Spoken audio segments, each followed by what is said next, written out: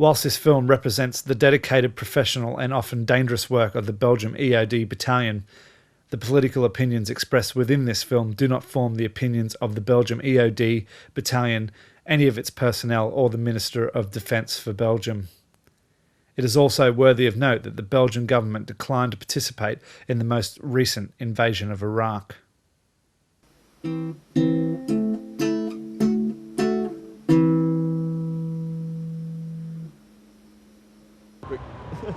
It's been a year since the outbreak of the war in Iraq. Nearly 60 British servicemen have lost their lives. No weapons of mass destruction have been found. The document used to justify going to war is this one. There's several questions about this document which bring it into question. One is that it used or plagiarised a 12-year-old student thesis. The second one is there's no credible intelligence in this after the 1990 Gulf War and no recognition that Saddam's weapons capability was severely hampered by Allied bombing in the First War. With the budget of the security services, we would expect better from this document. We're also going to go on a road trip to discover the original use of chemical weapons, how that was used on a mass scale, and to see if the security services have perhaps not completed a full risk assessment. We're going to find out if we can get a chemical weapon back into Britain and how easy that will be. That's all right, yeah. Yeah, all right. Okay, dismantle, yeah.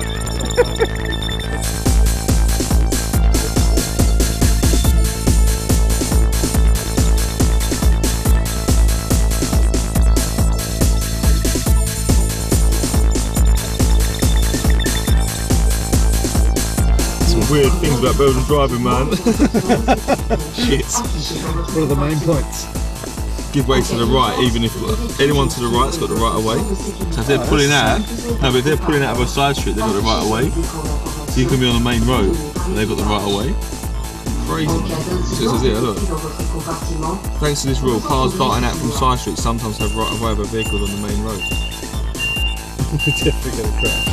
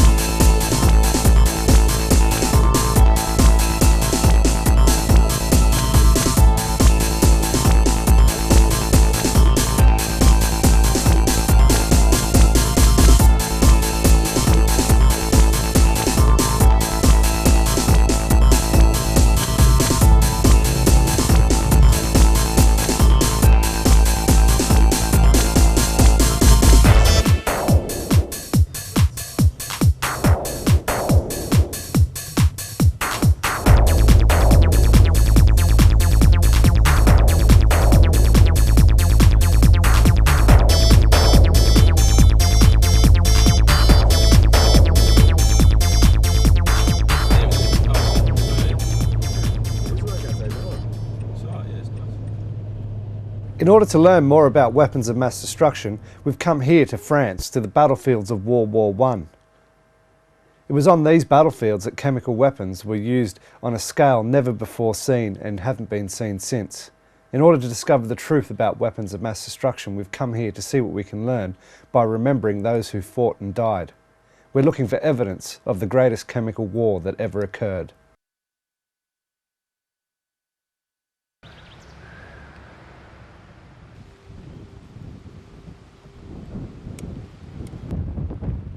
Okay, we've just arrived here in France and we're a few hours out of London. We're a few miles from the town of Albert, just over the hill from the Somme, which is back in that direction. We've chanced upon this graveyard, which sort of represents the true industrial carnage of what happened in the First World War. It was death on a mass scale, and this is a befitting monument to those people who fought and died in that war. It's well cared for, it's looked after, but it's an eerie presence when you get here. There's some thousands of graves, all marked with the names of people. Many of them don't have a name at all, it's just known unto God. Those people who fell and were never identified who they were, or they were found some years later. And there just seems to be so many of them. Well, this is one of the first memorial sites that we've come across, and I'm sure over the next few days we're going to come across a lot more.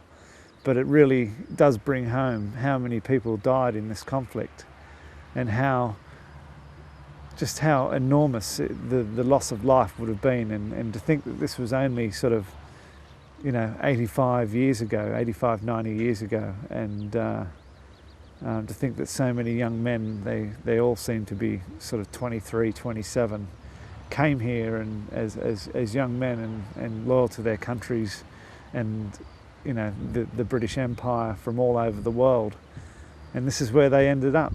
And I think it takes a very just cause to ask young men to come and do this and to give their lives for a cause, and I think the Great War was one of those causes.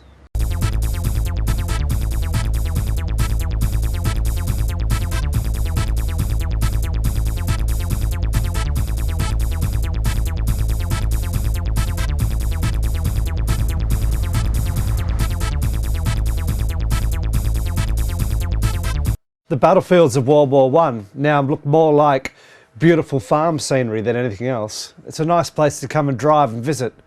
But all over the battlefields, we're reminded about what happened here because the graves are preserved of the soldiers who died. Here they've rested for the last 90 years. Evidence of a massive conflict on a massive scale.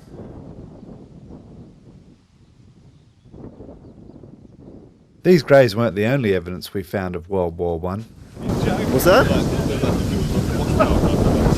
Look, I've got a phone. That's a show, isn't it?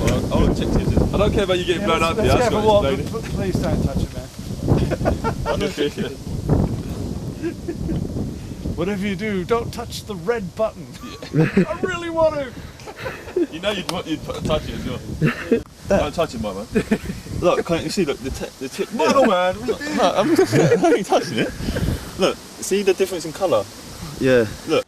We've come to the other side of the graveyard, about 50, 60 metres across, and a 5-minute walk, and we've discovered yet another unexploded shell. Now, it has a different colour on the head and it still has its fuse cap in place. And it is potentially yet another find of a weapon of mass destruction, which is entirely surprising considering it's our first day out and we've been maybe two and a bit hours from London, and here we are. We've found yet another unexploded shell.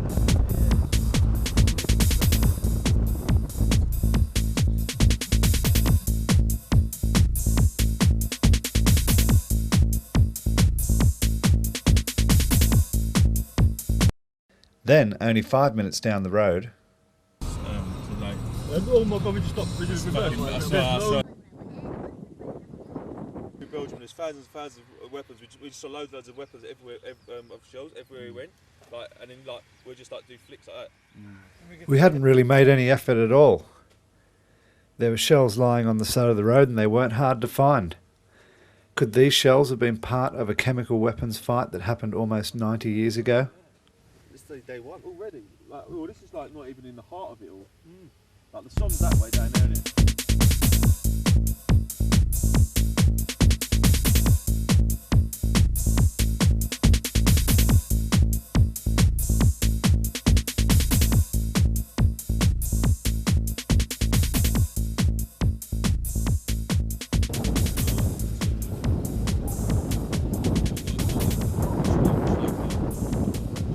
Yet more shells out here, unattended, unsupervised, and potentially weapons of mass destruction.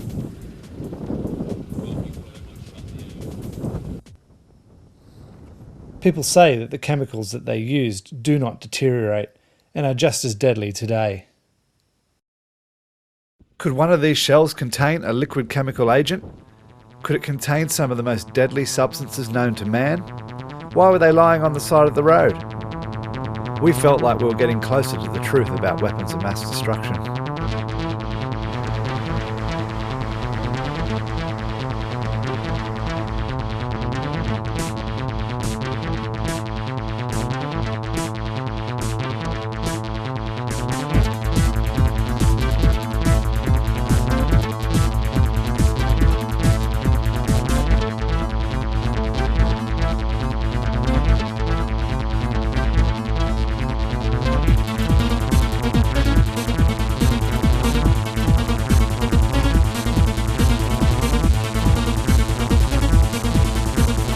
With all these bombs getting around, lying on the side of the road, we thought it would be imperative to have a look at the history of World War I and perhaps cover some of the ground that the Ministry of Defence did not. Some of this ground, we believe, is the history and remembrance of the soldiers and what they went through. Through our act of remembrance and learning the history, we hope to discover the truth about weapons of mass destruction. During the First Great War between 1914 and 1918, soldiers lined up in a complex system of trenches which were defended, attacked and counter-defended.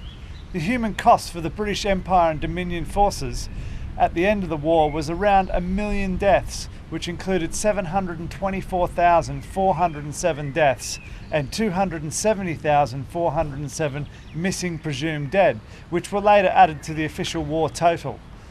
Other allies suffered as well, with the French dead estimated to be 1.39 million, the Austro-Hungarians 1.2 million, 1.7 million Russians and 1.85 million Germans. The use of armoury was an industrialised scale never before seen. With factories geared for mass production, the supply of arms to the battlefields was staggering, and according to Allied Ministry of Defence munition statistics published after the war, between the 1st of August 1914 until the 11th of November 1918, 25,430 large calibre guns have been manufactured. Also, 239,850 machine guns have been made. It's also reported that 162 million shells were supplied to the Allied effort on the battlefields of the Western Front, and the arms industry had employed some 3.2 million employees. No better place represents the industrialised carnage which occurred than here at the battlefields of the Somme. In the lead up to the Allied advance, a barrage of some 1.773 million shells were fired by the Allies in the hope of crushing the German lines and cutting a hole in the complex and extensive barbed wire system of defences. It was reported at the time this barrage could be heard in central London. Then, on the 1st of July 1915, wave after wave of young men went over the top. The result was nearly 60,000 British Empire casualties on the first day. And during the entirety of the battle, estimates were 420,000 British Empire forces, 203,000 French, and about 437,500 Germans in the entire area of the Somme battles. As you can see before us are some of those casualties. Even seeing this amount is just huge, but is only a small drop in relation to the thousands of graves that are littering the landscape here around the Somme. The next part of our journey takes us further north into Belgium, into Flanders Fields in the Ypres area. This is our first day in the Ypres area, And we found the same phenomenon as we did on the battlefields of France, and that is unexploded shells. And this one's lying on the side of the road, and we've been able to spend quite a bit of time with it. So it seems that all along wherever there were battles, they're still digging up unexploded weapons. Which was the use of shells fired from a variety of cannons that the official war histories reported that between the 26th of May 1917 and the 6th of June 1917, during the bombardment of the Messines area, the Allies reported using a massive 3,561,530 shells at a total cost of £17.5 million. These shells were fired during a period of just 12 days, limited within a small locality. The Allies lost some 150,000 men at Arras and 400,000 in Passchendaele. The concentration of shell fire along the front line on this small patch of ground running between the coast of Belgium through France to the Swiss border changed the landscape into a churned up muddy quagmire. It is said that this mud was so bad that many troops died from it, drowning in it. Unable to free themselves, they sank into it, and there are said to be almost 50,000 Allied servicemen with no known grave who still lie in the Ypres landscape. Another consequence of the softened up ground was that shells would consistently land and would not explode. Some estimates were that 1 in 3 did not explode and remain in the Belgium landscape. With each square metre of battlefield shelled approximately 10 times, that means that each square metre of Belgium soil statistically holds 3 unexploded shells.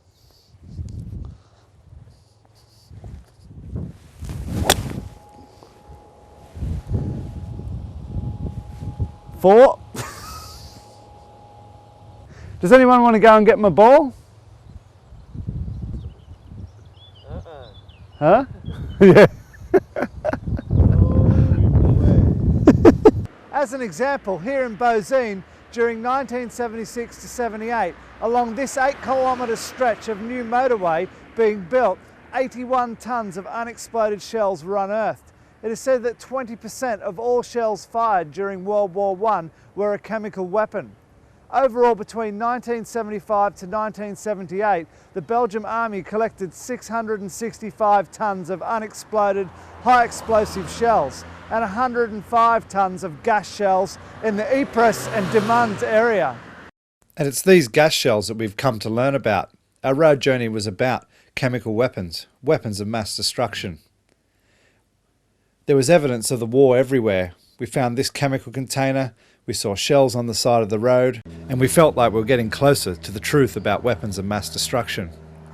We're now going to look at the history of the greatest chemical weapons fight that ever occurred. The true horror of a chemical weapons attack was part of everyday life in the trenches, which both sides of the Great War would have felt. If it wasn't bad enough being entrenched in mud with soul-destroying explosions that could tear you to pieces or vaporise you in an instant, there was the silent menace of a chemical weapons attack. The blind panic which would engulf soldiers who appeared to be drowning in the open air. Unable to breathe with burning lungs full of toxic chemicals, the effects were often not noticed until well after exposure. Often, unable to breathe, victims in a panic would remove their gas mask in an attempt to get air into their lungs, only to be further exposed. It was in these very trenches at Bayernwald that Hitler served during the First World War. He was a messenger. He ran messages in between the trenches. He was also injured on a number of occasions. On one of those occasions, he suffered from the effects of gas. It was said that because Hitler knew the effects of gas, this is the reason that it wasn't used during the Second World War. It was widely accepted that the German side first used chemical weapons on July 22, 1915, and this created much disgust amongst the Allies before they sought parliamentary approval to retaliate in a similar manner. The duties of the Allied delivery of chemical weapons were the responsibility of the Special Brigades of the Royal Engineers. These troops would deploy chemical weapons in a variety of manners, these being shells, mortars, and by pumping it into the atmosphere in cloud form. The companies were under the command of the career soldier C.H. Fuchs, who had served in the Boer War, and all the men in each brigade were given the title of Chemist Corporal. And on the 4th of September 1915, the Allied chemical response began in earnest, and would see by the end of the war the releasing of thousands of tons of chemical weapons onto the battlefields of World War I. If 20% of all the shells of 160 million supplied to the front, that would mean 32 million chemical shells just from the Allies' side. Lord Balfour at the time, in relation to the use of chemical weapons, is quoted as saying, "The invasion of Belgium and the use of gas will shake the confidence of mankind and the sanctity of treaties for years to come." These words are frighteningly prophetic considering modern times and the current threat of terrorism. This is exactly what we're concerned with thousands of chemical weapons being unearthed and left by the side of the road in both Belgium and France. This could influence the outcome of modern political matters through the use of terrorism, because there is an availability of weapons of mass destruction. It is this availability that is of concern, considering current concerns in relation to national security.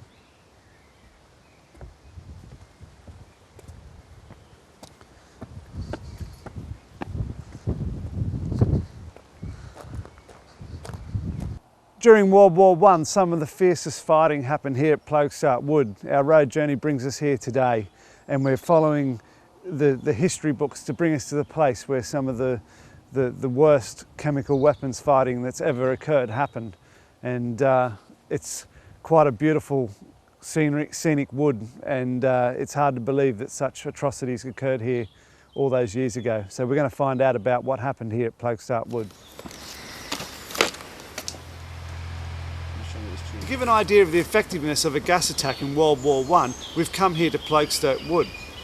According to the official war history located in the Imperial War Museum Library, on the 7th of June 1917, the 3rd Australian Division under Major General J. Monash was advancing through this wood, when at about midnight a shell went off and about 500 casualties were taken. It was said the stagnant still night air added to the containment of the concentration of gas, resulting in more casualties. Should an attack occur in a similar and more contained environments of the tube or a busy shopping centre, then similar or more casualties could be expected. The graves of the soldiers who died that day lie nearby on the edge of the wood.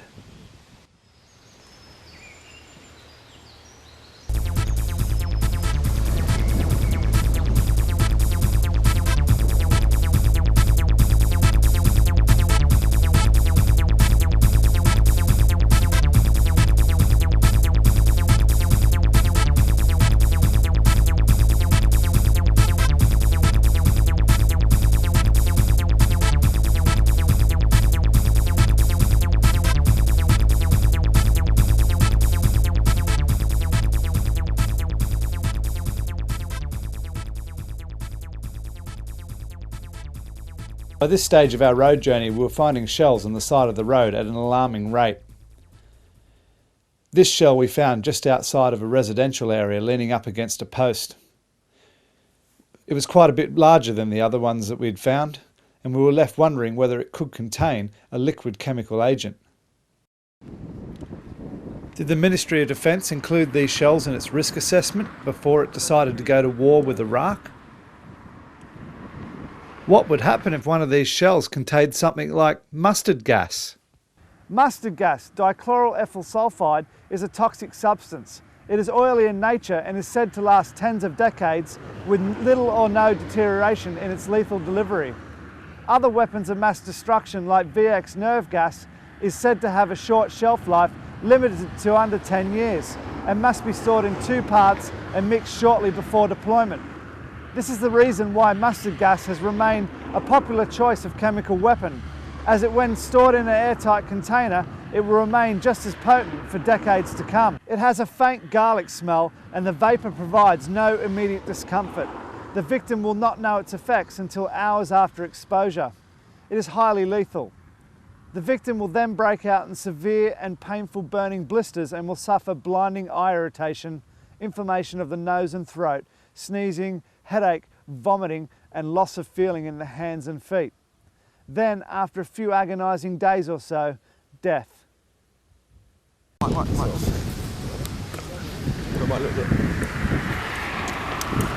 what I just found, look.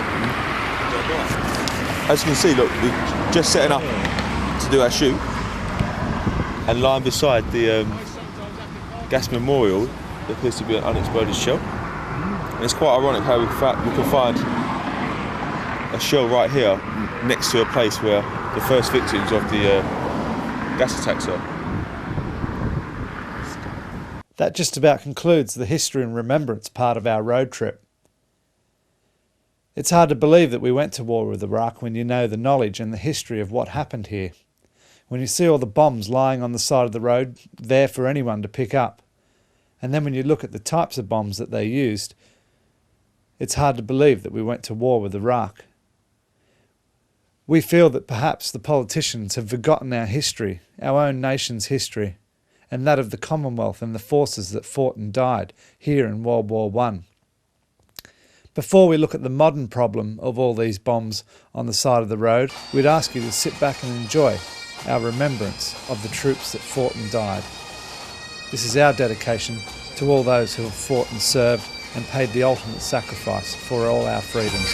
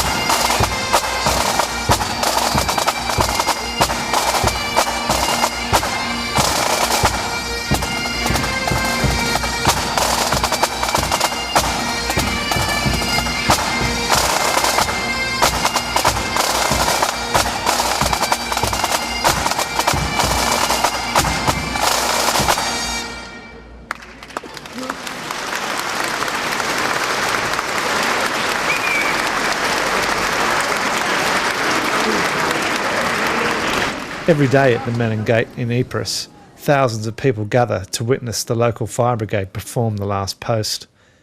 They've done this every day since the war ended in memory of the soldiers who died. It is a haunting and emotive experience.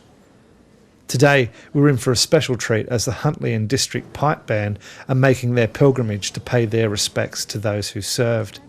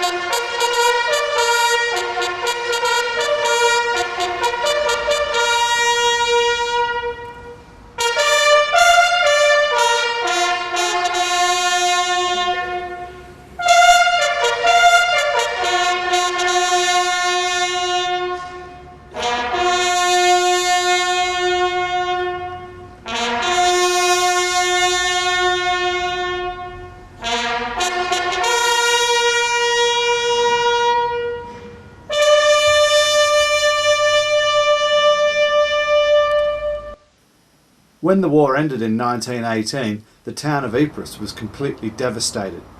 It was levelled to the ground. As a testament to the resilience of the Belgian people, they've rebuilt the entire city, cathedral and all, exactly how it was before the war. Ypres in Belgium has become a major tourist destination. Many people come to remember the fallen, visit their relatives' graves or soak up the history with a guided tour of the region. It is hard to believe that this war-torn nation is still feeling the effects of the First World War so many years after the war ended. We are keen to find out about the shells that we've seen on the side of the road. To find out the extent of the problem, we've arranged to visit our friends at the Belgian Armed Services in the morning to see if they can shed any light on the situation.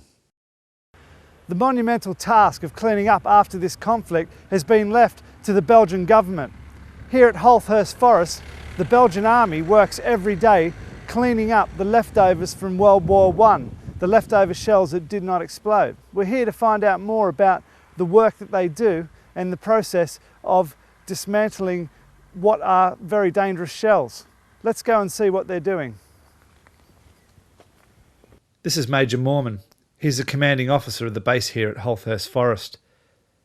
The Belgian Minister of Defence put us in contact with him to find out the main purpose of the unit's work. Our battalion's main objective is actually to aid the Belgian nation. Our mission is to go out there and take away any danger that is related to explosive elements, being it ammunition or being it improvised devices. The Belgian government have been cleaning up unexploded ordnance since the end of the First World War. Originally it was thought that this problem would be cleaned up within a few years of the end of the war. However, it soon became clear that this problem was far from over. The EOD service was set up formally in 1922 and it's known as the Explosive Ordnance Device Battalion, or EOD Battalion. It is its own unit and consists of personnel from the Belgian Army, Navy and Air Force. The battalion consists of around 300 personnel, of which around 172 are bomb disposal experts. The EOD service's domestic activities include the clean-up and disposal of World War I and II ordnance. Some of this ordnance consists of sea mines, and they tell us that they still dispose of one sea mine every month from the English Channel.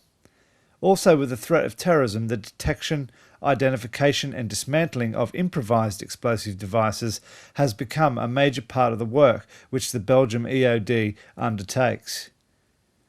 They have seen a sharp rise in the number of requests they have undertaken since September 11th and respond to about 200 call-outs a year.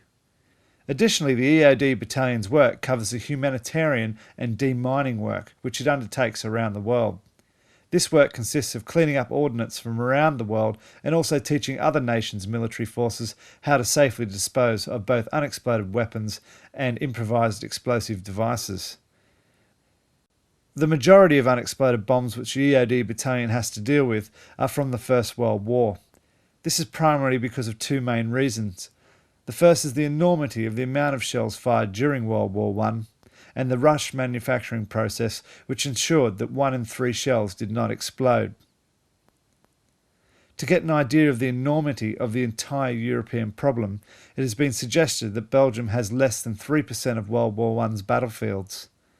The majority of the concentrated trench warfare battles in Belgium covered a small fraction of its territory, limited to the southwestern part of Belgium. This area can be seen clearly marked in green in this map, and this small area generates over 2/3 of the work the EOD service undertakes. Therefore, as the rest of the film covers only Belgian territory, keep in mind that statistics do not cover 97% of World War I's battlegrounds. The EOD battalion receives between 2,500 and 4,000 requests a year from the Belgian people who find unexploded shells. These requests translate into a constant 250 to 350 tonnes of unexploded ammunition each and every year. This, we are told, is about 15,000 items every year, and at the time of filming, the EOD battalion were heading to an all-time record as they had found 4,500 shells from World War I in the one location. May I present to you Gunther Houtstraten? He's a captain. How you going? And He's the platoon commander of the EOD platoon, so it is his people that provide the first service, let's say, go out in the field and get the ammunition out into military barracks in a safe area. That's his job. It's the first stage of getting rid of the ammunition. Yeah, it's his job. That's what we call. Command's just telling us how they're building a new bar on the base here, and when they were digging the foundations, they found ammunition right on this very base here in Holthurst Forest. So.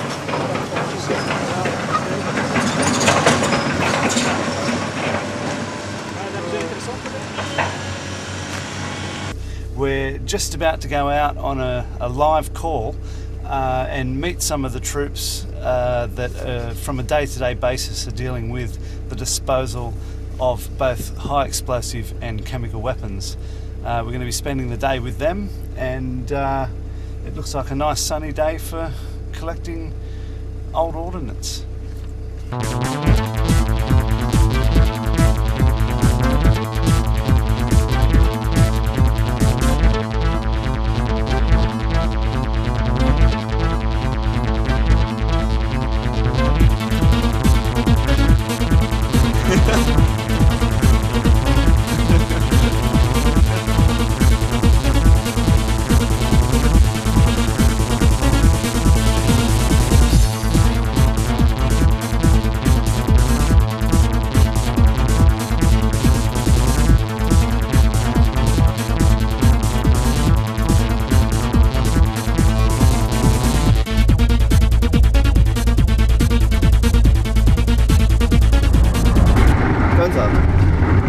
Could they use these? None of the bombs that I found. Sorry? None of the shells that I found. Yeah. Could they use them in like for terrorist activities? Well, you could use it, yes. Yeah. Because it's a container with explosives. But it gives a risk to the possible terrorist to use it. Yeah. Because if he simply drops it, the possibility is great that it would explode. We've often been asked the question if we have extra safety measures within our barracks with all the ammunition we have. Yeah. In fact, we don't have more than the normal barrack would have. It's sufficient. Yeah. So what we always say is they don't have to come here inside. You can just go outside, drive for maybe 20 minutes, and you can be sure you'll find a few shells.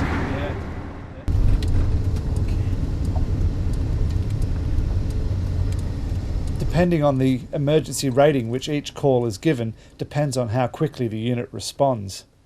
If a shell is in a residential area or is smoking or has some sort of a leak, then they respond immediately. They have a 24-hour service which does this. The non-urgent calls form the bulk of the unit's work each day. We were unable to attend the morning's call-out as it involved a shell which was smoking in a field and potentially could have been a chemical leak.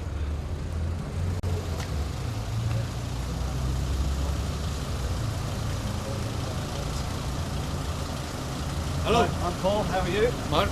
Mark? Patrick. But any of these could be gas. If they, mainly high explosive. Yeah?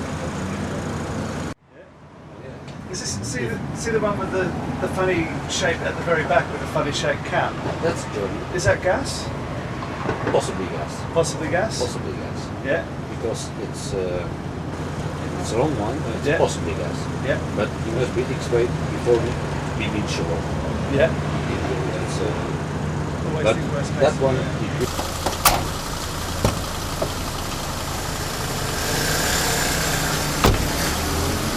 What time do they leave in the morning? 8 o'clock. 8 o'clock. 8 o'clock they receive their missions, Yeah. all the requests, and then normally around 8:30 they're ready to leave. Yeah. So it's 8:30 to 12 o'clock. They found how many shells? There's a good 8. over a dozen there. So 4 Well, it hours. happens quite often that the team has to return to the barracks to empty their cargo. Yeah. Because the truck's too full. So the movement forwards and backwards could set it off. If it hits the fuse, yeah. Yeah. And the reason why the cargo is open at the back is because if we have possibly toxic ammunition, there would be a leakage that you could aerate. Otherwise, you have a contained environment which is purely toxic, and it would be very dangerous to put your head inside. So that could leak chemical weapons? It could leak, and sometimes it happens. Yeah? We have a procedure for that with plaster to confine the leakage.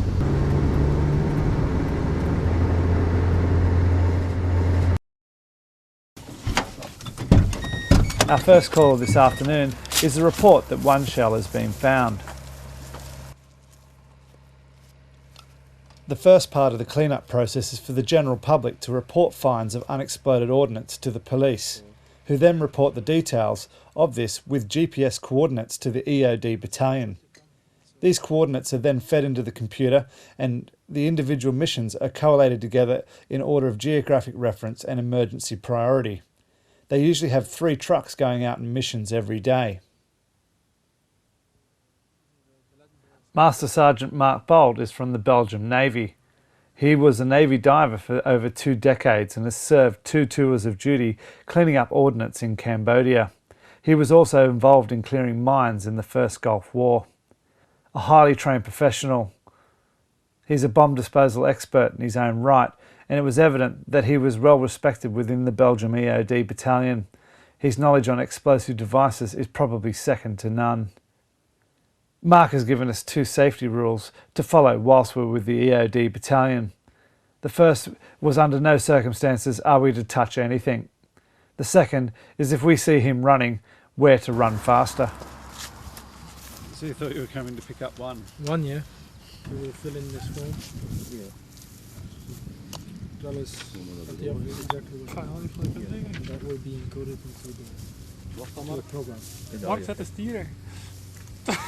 And this program allows us to control the ammunition until it's been dismantled. It's quite a new system. It started this year. It has some what we call children disease. I don't know if you have a proper name in English. Like hiccups. Or like minor faults. Yeah. The work which the EOD battalion undertakes is a perfect example of a military force benefiting a local community, working in partnership with that community. You can see the explosives. Yeah. You see the yellow stuff out there? Yeah. That's the explosives inside. Great machine. Just hold up the camera. It's a heavy one. Yeah. So that's a high explosive shell high. with the explosives still in there. British? Yeah. Only 3 Germans here. Yeah. The 3 small ones are German. Yeah. All the rest. Yeah. What's the one with the funny ends on it? That's not a lot of people do it now. A Stoke mortar. Yeah. Before they did it because they could. They told us they made it from water pipes, 3-inch So they have to do water war. pipes. They Yeah. make money. So copper. There's copper On a shower. Yeah. on the band, which is the sampling band for doing the on the fire. And also sometimes the Fuel system. That's the most Yeah. dangerous part. The aluminium bit. Motor. The detonator on top. Sometimes aluminium. And they told us sometimes they have made the it copper, original it's from 90. water pipes. Yeah. Copper 3-inch water pipe they pipe. put, and it's high explosive inside. That's the truth. That's a mortar. Could that go off? Yeah. Yeah. With a big bang. Yeah, it's full of explosives. Yeah. It's a light case. Here you still see the markings on. Yeah. Yellow band. In good condition. Whilst we were collecting shells with the EOD battalion, many farmers were stopping to make requests that shells on their property were collected. The service they provide the community is very popular indeed. So to avoid also that when he says it to the police he has one, we pick it up and the next team goes there, they don't find anything. Yeah. So you've told him that he has to call the police?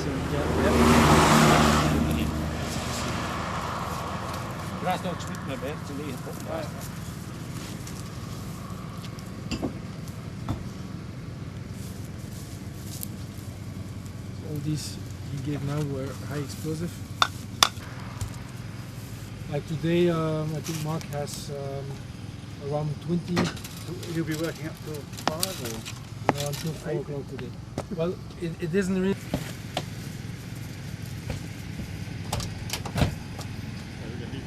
The second mission for today is the reporting of another shell at a farmhouse just up the road. No weapons of mass destruction have been found in Iraq. However, the Belgian army quite regularly find chemical weapons on this woman's farm.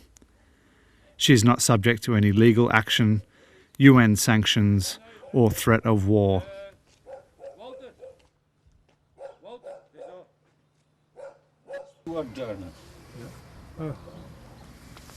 Nou, dan denk ik 33 was het. Nee, dat is 10 nog. 7 over 10. 7 en 10 nog. En dan 5. That's the German. Yeah. The only thing who's British is this one. Yeah, and mortar.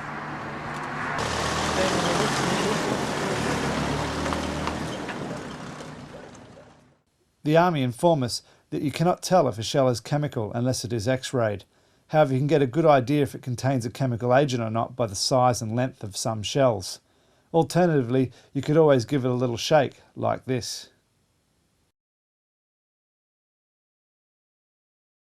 So that's 2 calls in a row that they've reported one, but we've seen nearly a dozen sort of picked up. That's quite common. Does that happen like that? Unfortunately, yes. Yeah. This farm had even more shells stored in its shed, which you could imagine would make things interesting for the fire brigade should it catch fire. We were speaking to a farmer the other day, and he could speak a little bit of English, and he was telling us that he was ploughing his field, and the shell blew up his plough. Well, when they're plowing it, sometimes they hit the ammunition. If they're lucky, they hit it where it's no problem. Yeah. And sometimes they hit it really on the head.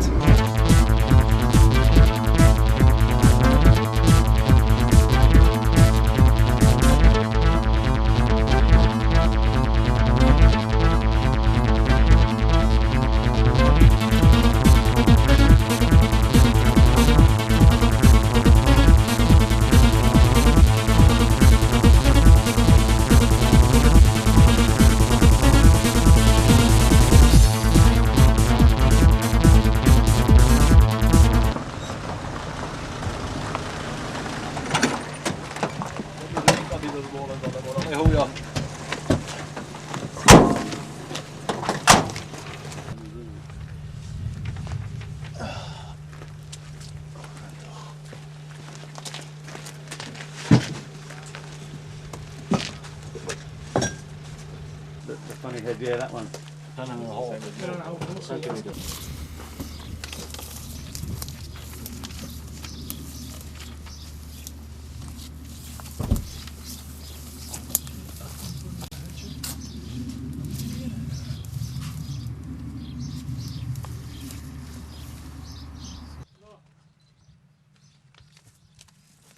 It seemed to us that we were going from house to house picking up numerous shells, and the army tell us that they call this part of their work the milk run. Yeah. These are 7 centimeters, so 7.7. And depending on the length, we know if it's toxic or not. Yeah. It's the first one gas? That's a possible gas. Yeah. The other two also. Yeah. So we have to put them through the Iraqis installation to get sure Yeah. if it's a toxic shell or a high explosive shell. Yeah. And that was a shrapnel shell. In the end, we only got to spend a few hours with the army picking up these shells, and our truck was full before completing all the missions. It was time to return to the base. Okay. No, it's we didn't choose the missions because it's the normal mission. Yeah, yeah. If it's not after the second place, you say, okay, we stop and we go home. It's not. Ah, good. Okay. And now we go back to Weitschard. Okay. Yeah. And we don't know the way, but we have GPS in the car. Yeah. That's the easiest thing.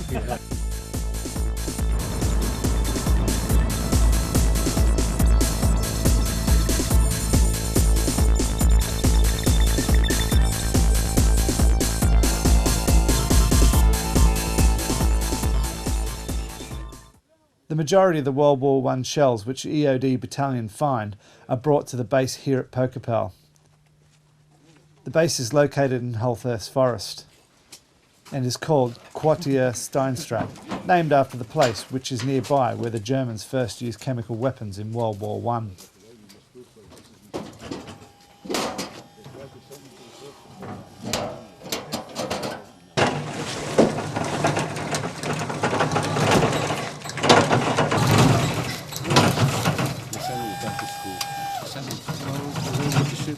Speak English every country you go.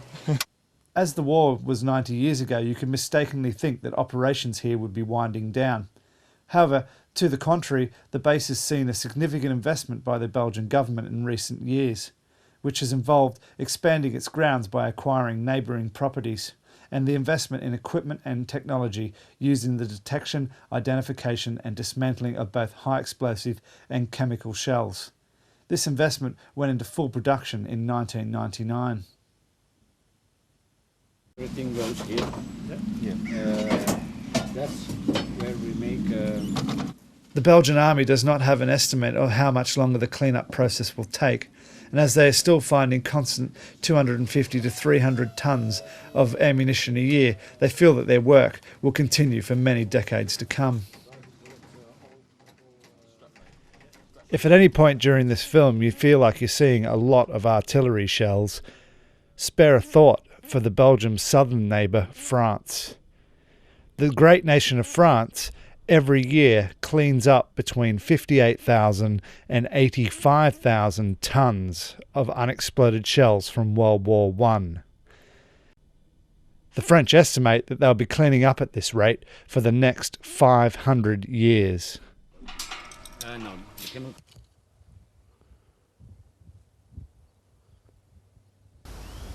It's not uncommon to find shells lying on the side of the road here in Belgium. This one here, as we've learnt from the army today, they can't tell until you've removed this outer shell to find out what's inside. Quite possibly this shell could contain a chemical cylinder filled up with a liquid chemical agent. The shells are brought here to the sorting facility for cleaning and external identification.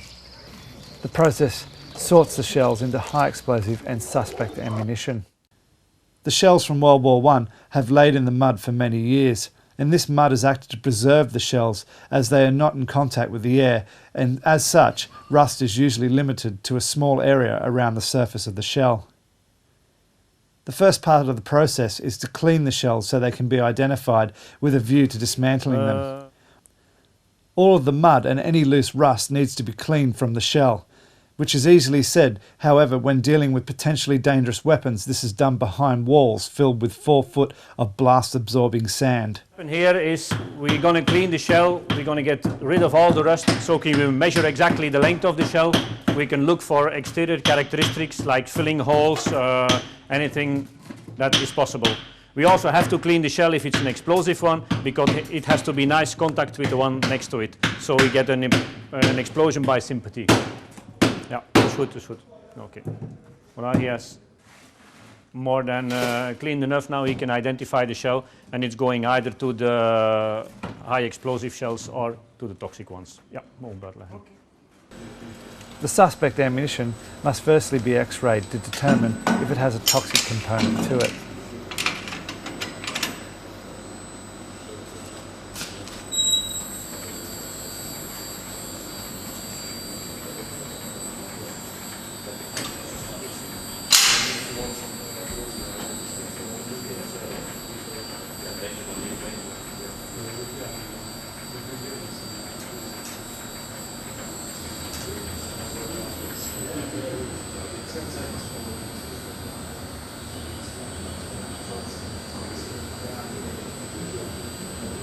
Inside the cabinet we have a camera view. On one side we see the X-ray source, on the other we see the flat panel detector.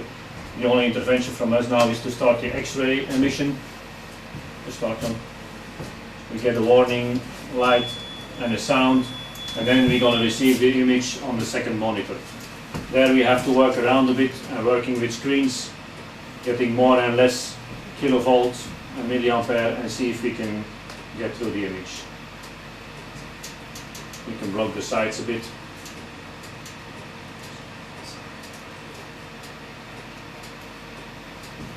Because we get too high voltage, we move the screens as you see. But here we see clearly, this is the fuse pocket from the shell, and we see the liquid level. We see the straight line here. If we going to tilt the shell a bit, we will see that the liquid level, you see it start moving already, because we're working in real time. You see a bit shaking image, but as the liquid level is moved. Now we're going to measure the liquid level. We can do that on the screen because we work with absolute encoders. So we have to bring the level between the two lines. And once it's between the two lines, we can just click with the mouse and it will tell us how high the liquid level is from the bottom. They are looking for two types of chemical weapons shell. One like this one, which has a liquid agent with a detonating device, and a high explosive shell which contains a bottle of liquid. This is known as a Clark type bomb. Here in the X-ray you can see the outline of the bottle inside. As there is no way of separating the toxic liquid from the high explosive content of these shells, the Belgian military have installed an ingenious piece of kit. Known as the Controlled Detonation Chamber, or also known as the T-60. Due to the dangerous nature of this facility, we were unable to witness this process in action firsthand. However, the EOD battalion has supplied us with these pictures of the facility. In the facility, the shells are covered with plastic explosive and hung inside the chamber. The shells are then detonated within a secure environment, and a system of active carbon filters removes the toxic agents from the chamber. These filters are then disposed of at a high temperature incinerator. For those shells containing just chemical agent, they then undergo a process called neutron activation analysis. This process is used to identify what types of liquid chemical agent are in the shell. Simply put, this process is the bombardment of the shell and its liquid agent with neutrons, which give a reaction which determines the content of the shell. And this one's showing a liquid in it, and yes, and you can see which liquid that is. We just see the liquid level here. Yeah, it's taken with the other X-ray. We see the measuring there a bit behind. We see some small dark spot. That means they are little shrapnels they put inside to have the same weight, because all the shells had to be exactly the same weight. Otherwise, when they were firing them, the distance might have been different. Yeah. So sometimes we find liquid shells with little shrapnels inside. It's a fixed line, so probably this liquid is partially hardened. The shell has been laying maybe 80 years on its side. That means that some stuff got hardened and is stuck on the side. That's why we see this funny shape here. But it's clearly a liquid one, and then the software indicates arsenic chloride. So it's like a chlorine gas. Yeah. Yeah. Yeah. With arsenic inside. Yeah.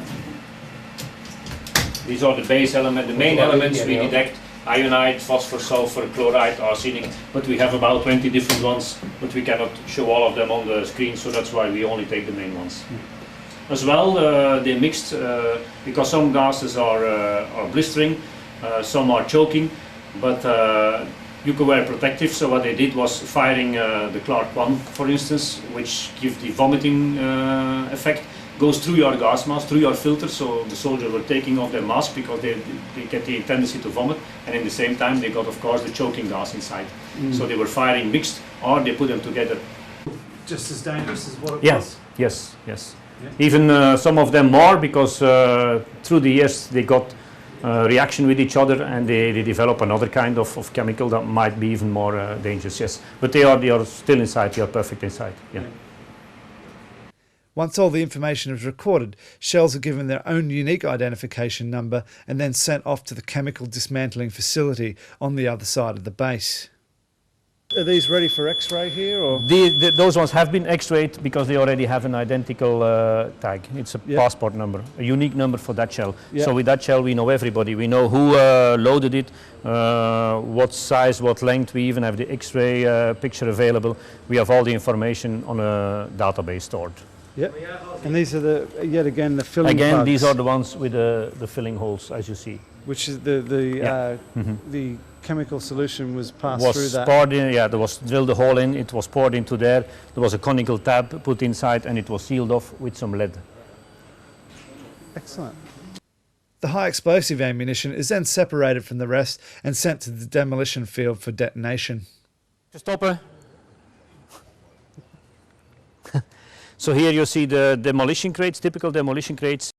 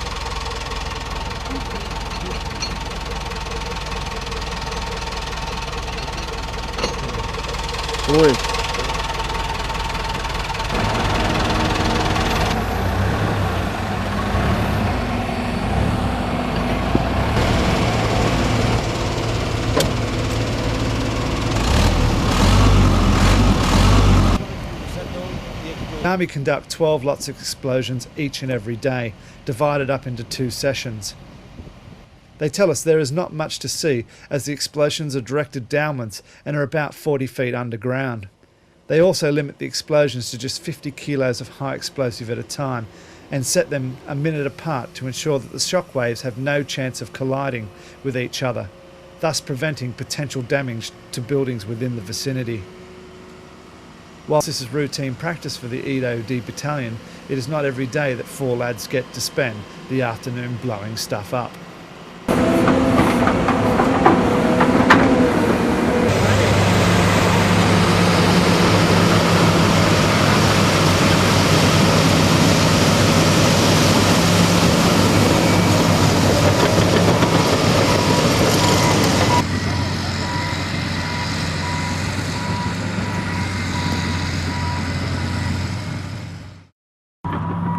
Who pushes the button? Oh, the guy inside. Can we push the button? Oh yeah. Can I push it? Oh yeah. Oh, no problem. So with these 2 chaps effectively relieved of their duties for the afternoon, we took up our positions in the bunker and left some very expensive cameras rolling a little closer to the action. This is what they saw.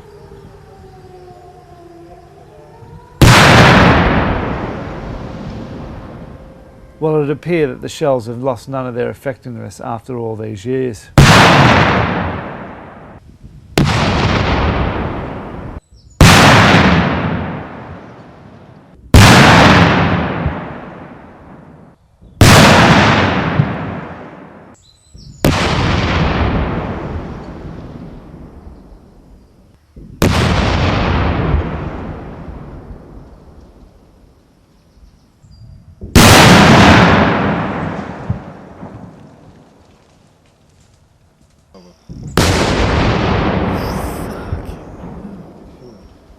Well, keep in mind that these explosions only have 50 kilos of explosives in them and are buried deep below the ground. Compare this with 1,000-pound high-tech weaponry being exploded in the streets of Baghdad during the invasion of Iraq. Think of how a child would perceive this and the long-term psychological damage this would cause. Prior to the opening of these new facilities in 1999, there was no way to safely dispose of the chemical weapons found. The Belgium EOD had no alternative other than to dump the chemical weapons into the Gulf of Gascoyne. Nowadays they are able to dispose of all the shells they find each year and make a significant impact on reducing the 27,000 chemical weapon shells they accumulated in the 9 years after the dumping of these shells was halted in 1980. During this 9-year period they found nearly 3,000 suspected chemical weapons each year. The remnants of these shells are stored here on the base. There were no chemical weapons found in Iraq. It was these types of images they were looking for, and did not, despite thousands of deaths and billions of taxpayers' dollars money, find them.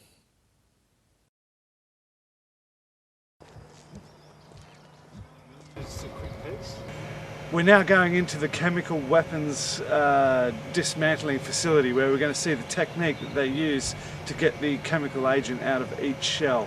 So they deal with thousands of them. We've seen the stockpiles that they have. There's a backlog of chemical weapons here that they are trying to deal with, and we're going to go see the highly technical process that they go through to actually get the chemical agent out and to neutralise it. Due to the need for staff to physically handle the weapons, the staff are required to wear state-of-the-art chemical weapons protection suits. There is also a backup team of 2 personnel ready to evacuate any staff in case of emergency, such as heat stroke or chemical intoxication. They have to be physically in very good condition, because this is heavy stuff. It'd be quite hot as well. It is hot, especially on this time now. Excuse me? Sorry. It is very hard work that they are doing, because there is a possibility of heat stress.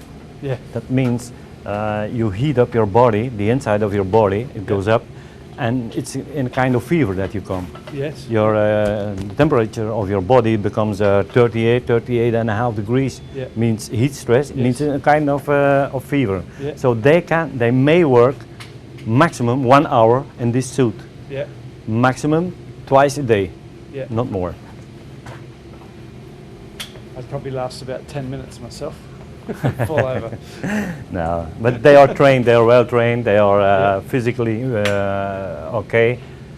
They are medically followed very, very close, because when they have finished their intervention from 1 hour, they go back to the doctor, back for blood pressure, temperature, weight, everything.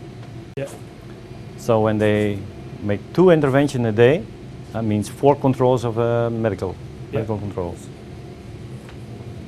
When the soldiers are working with blistering agents such as mustard gas, they have to wear an additional layer in order to protect themselves from the deadly substances. On the action, when they have many things to do, like decontaminating with brushes and things like that, that is physically very heavy. The last part of the soldiers' preparation to enter the toxic environment of the chemical weapons dismantling facility is to fit elastic bands around their wrists, whilst they have double gloves. The elastic band, is that? Yeah, that's to prevent that something goes in, but they have double gloves. Yes. They have the charcoal suit, but that's another security, a second one or third one. Okay, Pity? Okay. Wanneer pak? Goed, ze zijn vaardig rijden. 1, 2, check.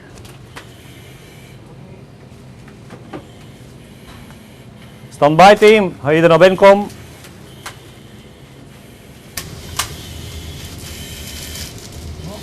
Stand-by team. Sit here and they have to look what is. The footage you're about to see would have netted us a $25 million reward had it been taken in Iraq. However, this was all filmed within a few hours' drive from central London. For every soldier killed in Iraq, there are at least 10 who have been seriously wounded, disabled or disfigured. It angers me that we can bring you such pictures, as the soldiers who have given their lives in Iraq were asked to do so on the basis of a lie.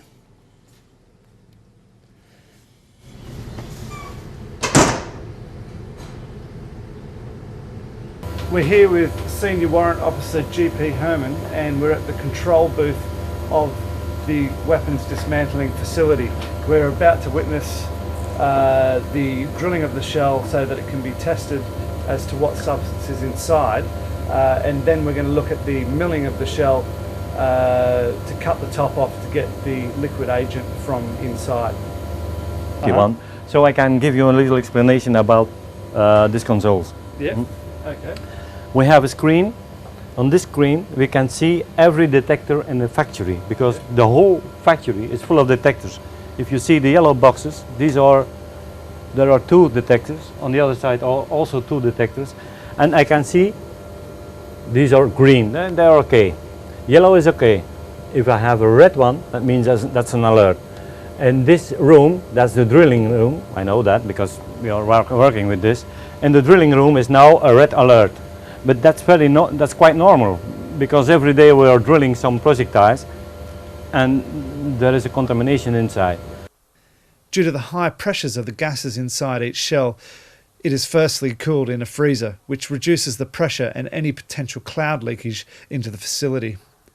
The shell is then taken to the drilling machine, where a small insertion is made using a specialised drill bit, which is able to drill a hole in the shell and reduce the pressure inside in a controlled manner.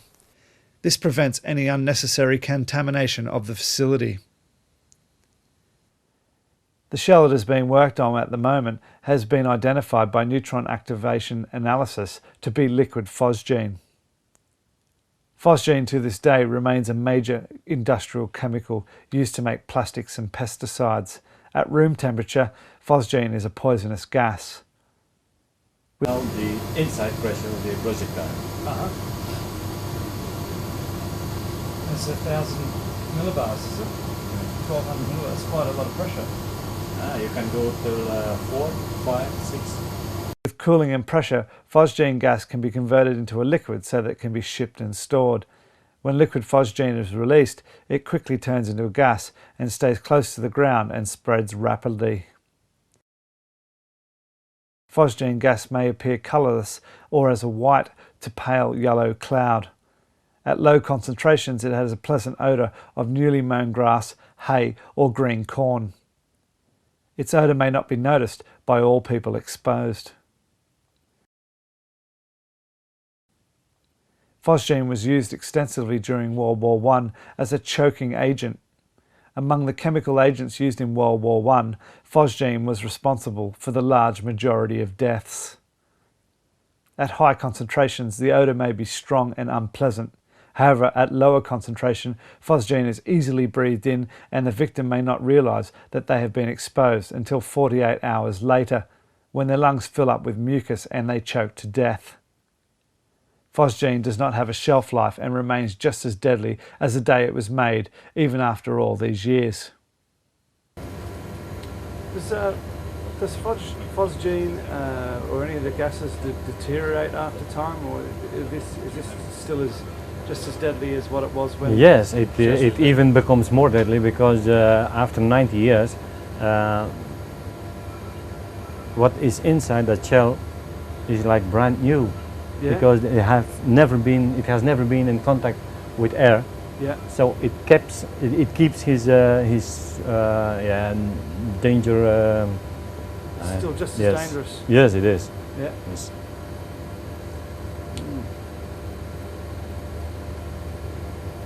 Now you see.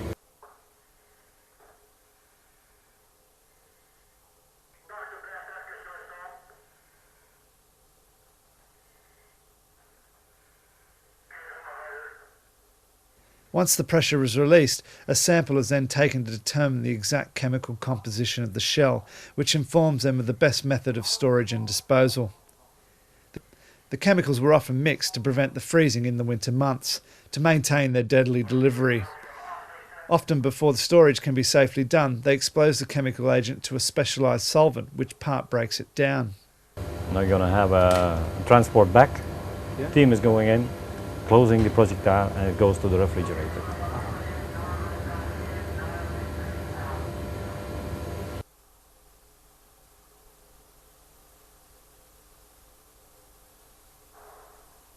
Man on standby. You can go closer if you want, no problem. So here we show you that he's handling the samples. Is this to test what toxic is? Yes. You have the sample from the inside of the shell. Yeah. The sample comes here and he is doing tests and he will say to me, okay, this pure phosgene or phosgene with chlorbenzene or iprit or whatever. And I need that because I have to make the decision in which barrel that the toxic liquid goes in. So safe to because if I make a mistake there, you can have a very aggressive reaction. Right. So that's to be very careful. Which, in your opinion, which is the worst chemical in terms of how dangerous it is? Blauwzuur, hoe is dat weer in het Engels? Hydroxynate. What does that do? That's the worst. Oh, that's it's attacking the blood. Okay. It's really very aggressive for your blood. And phosgene is attacking the lungs. Yeah. Everything that is from respiration. Like suffocation. Suffocation. Yeah. The one that attacks the blood is it lethal as well? Can it kill you? Excuse me? The one that attacks the blood. Mm-hmm. Can it kill you? Oh yes. Yeah. Oh yes, very quickly. Yes, yes, that's the worst one. Yeah. Once the chemical makeup of a shell is determined, the second part of the dismantling requires the separation of the booster charge from the chemical element. Well, I look to my to the photo, the X-ray photo of my projectile, and I see that the edge of the liquid toxic fluid is just under the booster. So I have to mill inside the liquid, never in the booster, of course. Yes. If I mill in the booster, it will explode. Yes. So I have to mill it in the liquid. Yeah. Is it dangerous sending a saw through the liquid? Or? No. It's not that dangerous, but it's to prevent too much contamination. Spreading it about the facility. Ja. Het staat op 26 centimeter, die mag zo blijven. So he is asking me, is it okay the height of the projectile? And I said it's okay, 36 centimeters. It's just under the booster. There are two identical chemical weapons dismantling facilities here at Holthurst Forest. Together, they are capable of processing and making safe up to 50 chemical weapons shells every day. This happens 5 days a week, every week of the year. If the EOD service finds more than that, they stockpile them on the base. You can see the saw blade, you can see the projectile. This is a cooling. This is cooled air that is blowing on the saw blade, so that the temperature from the saw blade is not getting too high. Sometimes they're able to process less shells per day. This is because the larger shells take longer to mill, as the metal surrounding them is thicker. Sound of the milling machine, but sometimes when we have heavy shells, like 4.5 inch British, you can feel it through the whole building. You can feel it on here and on the walls when we are milling. You have really the tremble of the milling machine, really heavy. And the large British shells. Yeah. When working with chemical shells, it is important to work slowly and gently. Even small shells take about 25 minutes to mill the booster off the top of the shell. Because of this, the footage you are seeing is sped up many times its actual speed. As you can see, the metal underneath the rust is perfectly preserved. This is the same as the chemical weapons agent contained in the shell. Also perfectly preserved.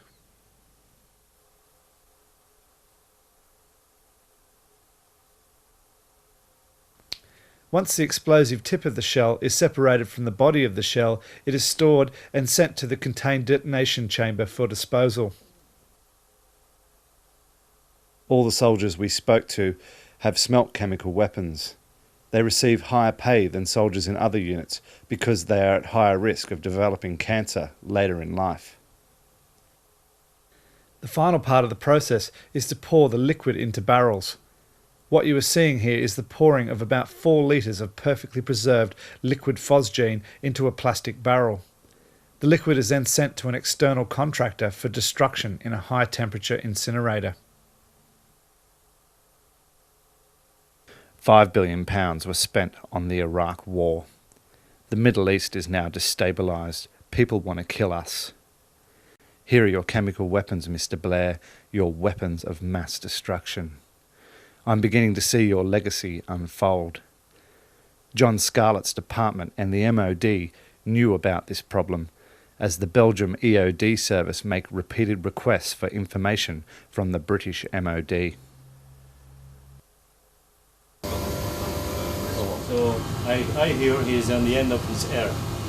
I hear a whistle, so it means end of the air. They have to come out a new team has to go in, and the new team has to come here to second Sundays combined. Yes. The Belgium EOD service tell us that British chemical weapons they find are more volatile and dangerous than the German and French. They tell us that they cannot figure out some of the chemical properties, and this remains a danger to their personnel who have to handle them. Oké Peter, je mag een karretje daar plaatsen en je mag naar binnen gaan naar OSG. They tell us that they made repeated requests for information from the British Ministry of Defence without reply. As we know, the British Ministry of Defence has known about this problem before the Iraq War and several decades before. We presume they have acted to protect us from this threat. They told us that we were under immediate threat from Iraq within 45 minutes, which was not true. They knew all the information shown in this program and have done nothing. Part of our final test of the security service and the government's incompetence, we're about to see if we can get one of these weapons through customs and back into Britain. What we're doing here is restoring a World War I shell to its former glory, and we're painting it of the colours of mustard gas, which is a chemical weapon. It had a blue background, and later on we're going to add a yellow cross.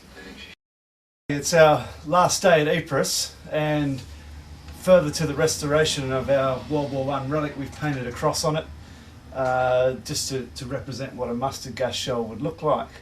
And part of the experiment is to see what checks are in place at customs to prevent this sort of ordnance coming through. Obviously it doesn't look like the real thing, but certainly should be picked up by any kind of detection or search. So we're now heading back to London. The road trip continues. Yep. Carlton, Ashley, and you, Your Highness.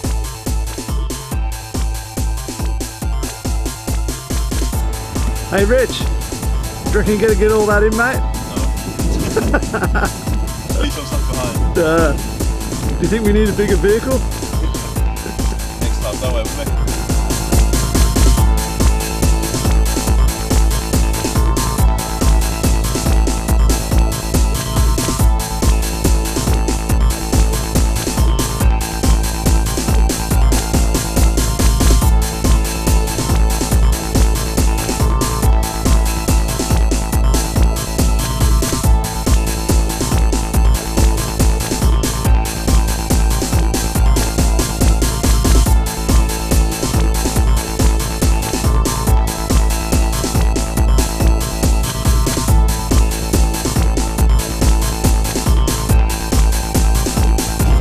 Check my work visa.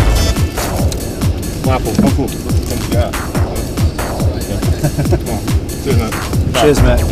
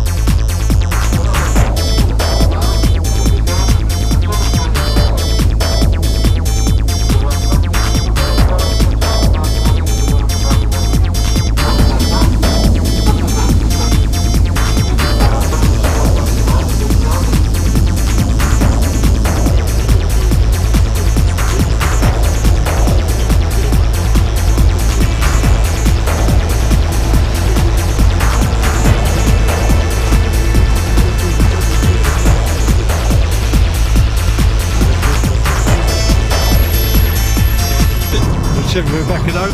We're back in England. No checks. There's no checks. I love the silence.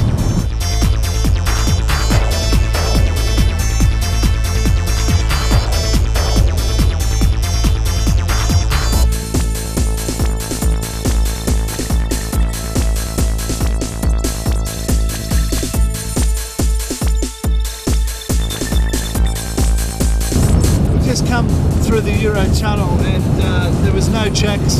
I had this beside my leg in the footwell. We made no attempt to hide it. And we've proven that a chemical weapons attack could be launched on London quite easily by finding something like this on the side of the road and bringing it back into London. There's no security to stop someone from doing that, and we've proven that you can find them along the side of the road. The Ministry of Defence, with its huge budget, produced a dossier and decided to go to war with Iraq, which has killed 60 British soldiers. And the Ministry of Defence also knows the history. They know what they fired in relation to chemical weapons. And they still haven't cleaned up the mess that was created all those years ago.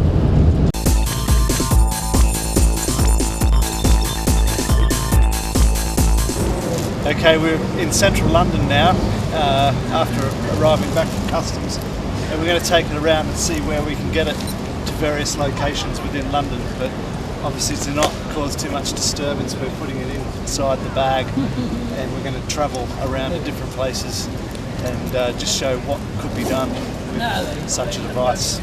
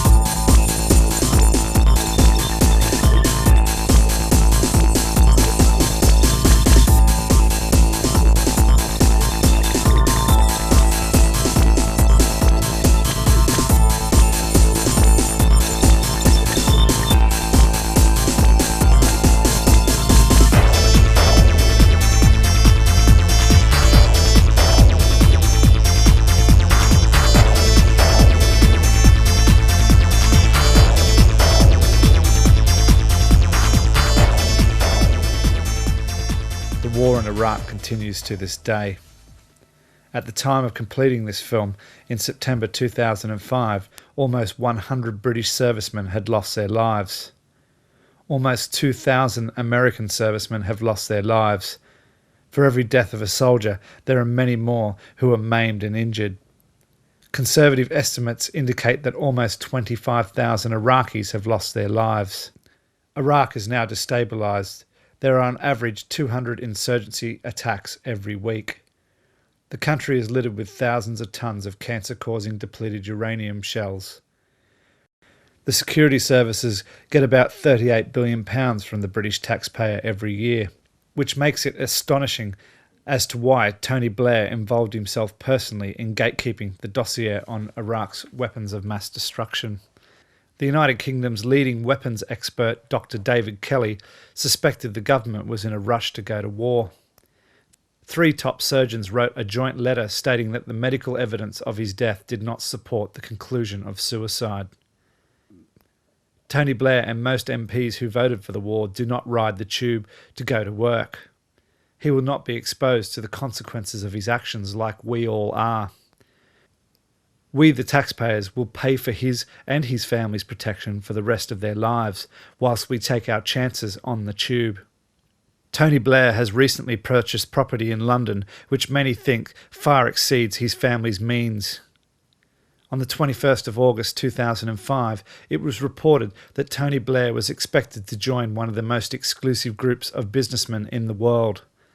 He is apparently being lined up for a highly lucrative position with the Carlyle Group, and will expect to earn over $1 million a year for a few days' work a month.